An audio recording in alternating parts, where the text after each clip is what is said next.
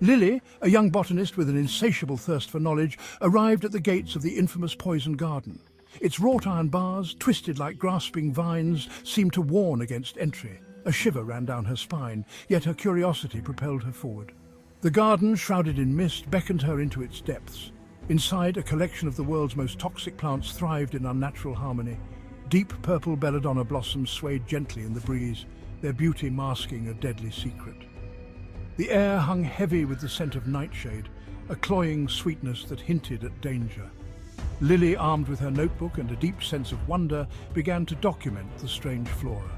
She meticulously noted each plant's characteristics, sketching their intricate details in her leather-bound journal. The garden was a living library of botanical toxins, a testament to nature's darker side. As the sun began to set, casting long, eerie shadows across the grounds, Lily felt a prickle of unease. The garden seemed to hold its breath, waiting for nightfall.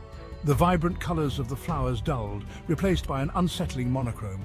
Lily pulled her shawl tighter around her shoulders, the sudden chill in the air mirroring the growing fear in her heart. She knew she should leave, but the lure of the garden was too strong to resist. A rustling sound broke the silence. A whisper carried on the wind. Lily froze, her hand hovering over a cluster of monkshood. She strained her ears, trying to identify the source of the noise. Was it just the wind playing tricks on her? Or was there someone else in the garden? The rustling came again, closer this time. Lily's heart pounded in her chest, a drumbeat against the silence. She slowly turned, her eyes scanning the dense foliage. She saw nothing but the swaying branches and the deepening shadows. A twig snapped nearby and Lily jumped. She was certain now that she was not alone. Her breath hitched in her throat, a knot of fear tightening in her stomach. She clutched her notebook to her chest, its leather cover offering little comfort. The whispers started again, softer now, almost like a sigh. They seemed to be coming from the depths of the garden, beckoning her further into the darkness. Lily hesitated, torn between her scientific curiosity and the primal instinct to flee. She took a tentative step forward, then another, drawn into the unknown. The whispers led her to the greenhouse, a towering glass structure that loomed in the center of the garden. Its windows, clouded with condensation, obscured the interior. Lily hesitantly reached for the door handle, her fingers brushing against the cold, damp metal. As she pushed the door open, a wave of humid air washed over her, carrying with it the pungent aroma of decaying vegetation. The interior of the greenhouse was dimly lit, the shapes of exotic plants barely visible in the gloom. A figure moved in the shadows, a fleeting glimpse of movement that sent a jolt of fear through Lily's veins. "Hello?" she called out, her voice trembling slightly. The figure did not respond. Lily stepped inside, her eyes slowly adjusting to the darkness. She could make out rows of shelves, laden with vials and beakers, filled with strange concoctions. The air crackled with an unnatural energy. As her eyes adjusted to the dim light, she saw him more clearly. A tall, gaunt figure stood amongst the bubbling liquids, his back to her. He was hunched over a workbench, his hands moving with a feverish intensity. Lily's heart pounded in her chest, a frantic rhythm against the silence. "Dr. Finch?" Lily whispered, her voice barely audible above the bubbling of the liquids. The figure turned slowly, revealing a face etched with lines of exhaustion and obsession. It was indeed Dr. Alistair Finch, her former colleague, a brilliant but eccentric botanist who had been presumed dead after a lab explosion years ago. His eyes, once filled with a childlike wonder, now burned with an unsettling intensity. A manic grin spread across his face, revealing teeth stained a strange shade of green. He looked more like a spectre than a man, a ghost haunting his own laboratory. "Lily," he croaked, his voice raspy and unfamiliar. "Fancy meeting you here." He gestured towards the vials and beakers that littered the workbench. "I've been working on something extraordinary." His words dripped with a chilling enthusiasm. Lily took a step back, a wave of nausea washing over her. The air in the greenhouse seemed to thicken, making it difficult to breathe. She recognized the pungent aroma emanating from the vials, a mixture of poisonous plants, distilled and concentrated into a deadly concoction. Section 5. A serum of deadly design. What are you doing?" Lily stammered, her voice barely a whisper. Finch let out a low chuckle, a sound that sent shivers down her spine. He picked up a vial, the liquid inside swirling with an oily sheen. "I'm creating a serum," he explained, his eyes gleaming with a feverish light. A serum that will unlock the true potential of these plants. He held the vial up to the light, the greenish liquid catching the faint glow. This, he continued, his voice rising with excitement, is the culmination of years of research, a concentrated essence of the deadliest plants on Earth. Lily's mind raced, trying to comprehend the implications of his words. She knew the power of these plants, their ability to heal and to harm. But in the hands of a madman like Finch, they could become weapons of unimaginable destruction. "You're insane," she breathed, her voice trembling with fear. Finch's grin widened, a grotesque parody of a smile. Perhaps, he conceded, but insanity is often a byproduct of genius. He raised the vial to his lips, as if about to drink the concoction.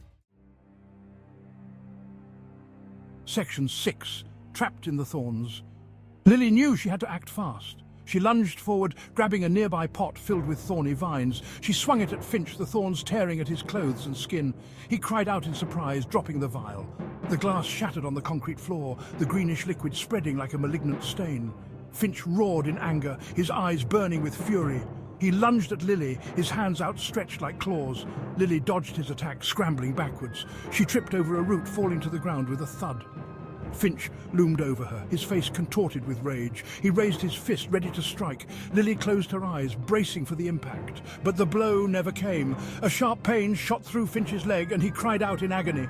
He stumbled backwards, clutching his thigh. Lily opened her eyes to see a cluster of thorns embedded in his flesh.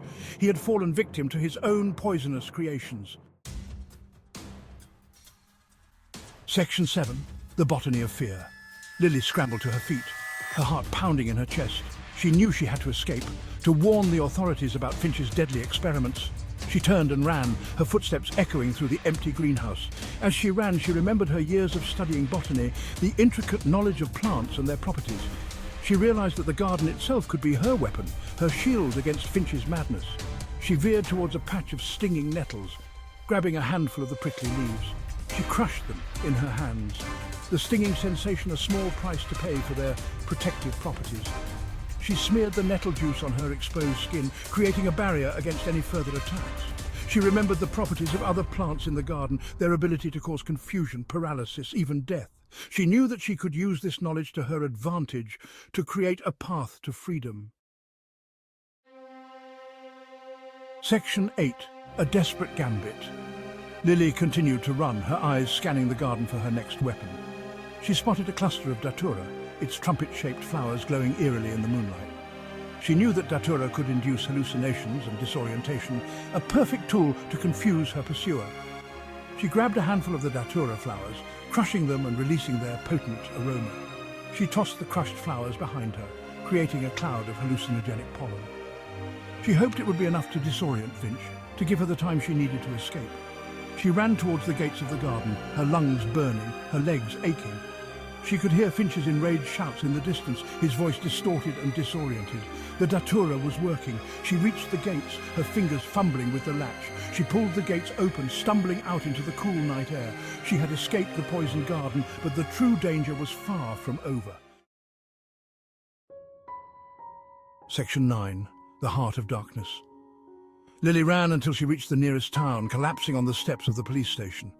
She recounted her terrifying ordeal, the discovery of Finch's deadly experiments, the harrowing escape from the poisoned garden.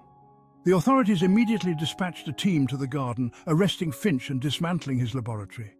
The world was safe from his deadly serum, but Lily knew that the true threat lay not in the plants themselves, but in the human heart that sought to exploit their power. Finch's obsession, his descent into madness, had transformed him into a monster. He had become a prisoner of his own ambition, blinded by the pursuit of knowledge at any cost. The poison garden had merely provided the tools for his destructive desires. Lily realized that the true danger was not the plants themselves, but the darkness that lurked within the human soul, the capacity for cruelty and obsession that could turn even the most beautiful creations into instruments of destruction. Section 10. Seeds of Deception. In the aftermath of the incident, Lily returned to her own research, but her experience in the poison garden had changed her profoundly. She no longer saw plants simply as objects of study, but as powerful forces that could be used for good or for evil. She dedicated herself to understanding the delicate balance between nature's healing and harming properties, the fine line between discovery and destruction. She understood that the true power lay not in controlling nature, but in respecting its inherent complexities.